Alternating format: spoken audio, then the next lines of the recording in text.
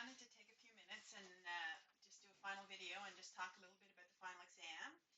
Um, so this is the 6th week and course is pretty much done. I think exams start 13th. I'm not sure if any of you are doing any other exams or any other courses, I should say, where you might have an exam, but good luck in your exams. Our exam, as you know, is on December the 8th, sorry, June the 18th, which is Tuesday.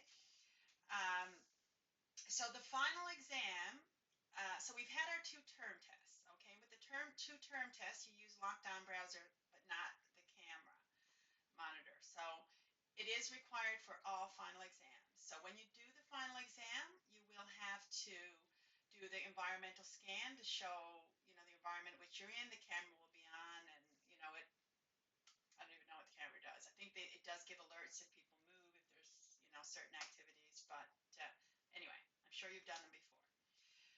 Yeah, but lockdown browser and camera will be.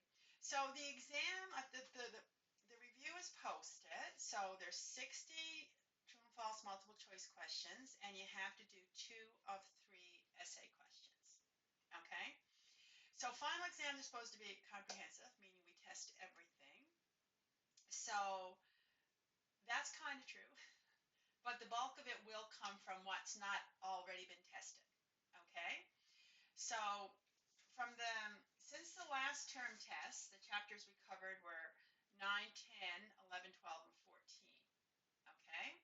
But there is a few questions, a few general questions, a few true and false multiple choice from previous chapters. One thing I say to students as well is that they come from the test book. I put this in writing, I say it all the time. We are using test banks that the book publisher provides to us. Okay, they're generally, for the most part, they're really well done, and we don't make up this stuff. So the focus needs to be on the book, not so much on like the online notes. That's where I would focus the study. So the essay questions, I've pretty much laid them out for you. The essay questions are only topics since the last test. So the first topic is just about safety training, and what the review kind of said, it said, think about why Canadians are not receiving adequate safety training and what you can do to convince an organization to support safety training programs. Okay? That refers somewhat to Chapter 9. By giving you kind of the topics ahead of time, there is some expectation you're going to study and research and have something ready to write. Instead of just it being, I wonder what I can answer there. So really think about that. So the second one is the option, because like I said, you're going to have to do 2 or 3, talks about emergency planning. So I've referred you to an excerpt in the book. The book, it talks about, there's a little excerpt on page 293, chapter 11 in your book. The chapter is emergency preparedness. I think that's the chapter. It says how health experts, government people, they totally predicted the pandemic, which happened. They knew it was just a matter of time that we would have such a pandemic. And as I've said, I mean, that was written before the pandemic occurred, because the book was probably like, the excerpt was there anyway before that. So the question is, how did we do?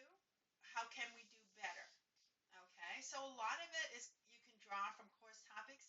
A lot of it just draw from your general knowledge, right? So these types of questions I'm asking in most of my courses now are more just thought-provoking general, instead of like list 7 things or list 5 things or what's the advantages and disadvantages type of thing.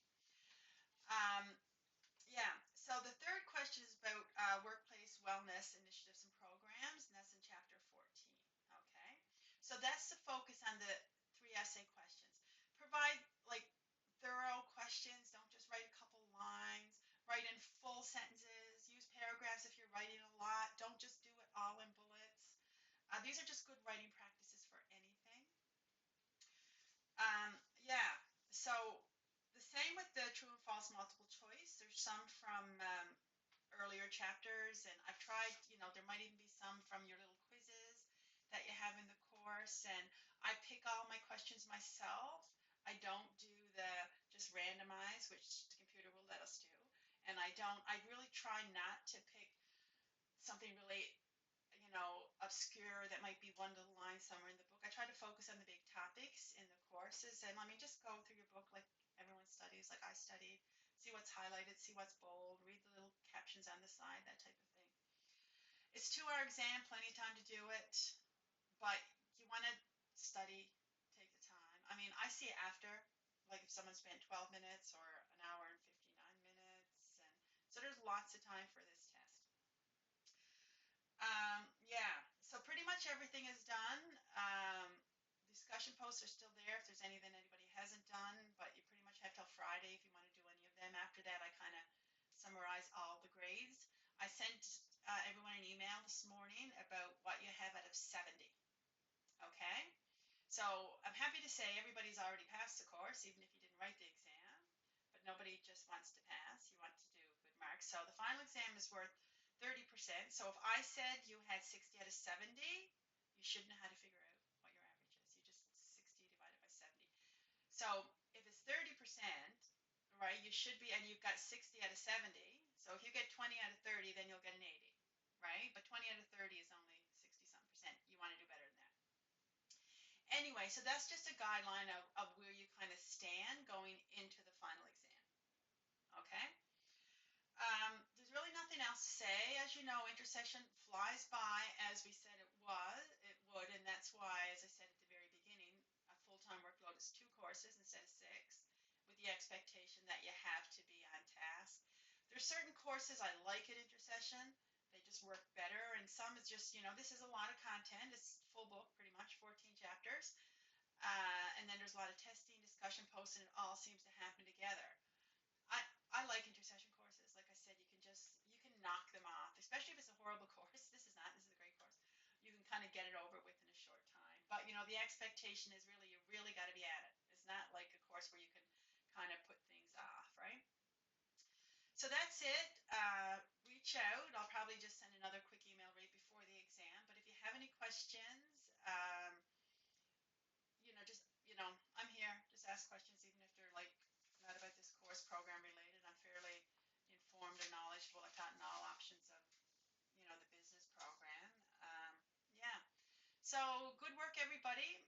Um, I do appreciate the timeline, the quick timeline. I do always appreciate that there's a lot more important things in school. And if someone gets a 60, someone gets an 80, good for you.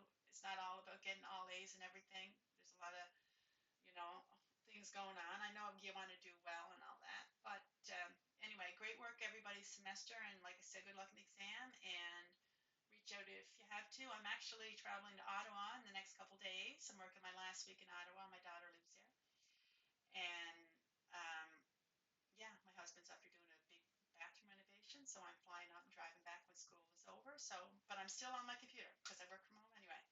So best of luck to everybody. Take care. Reach out if you have to. Thanks.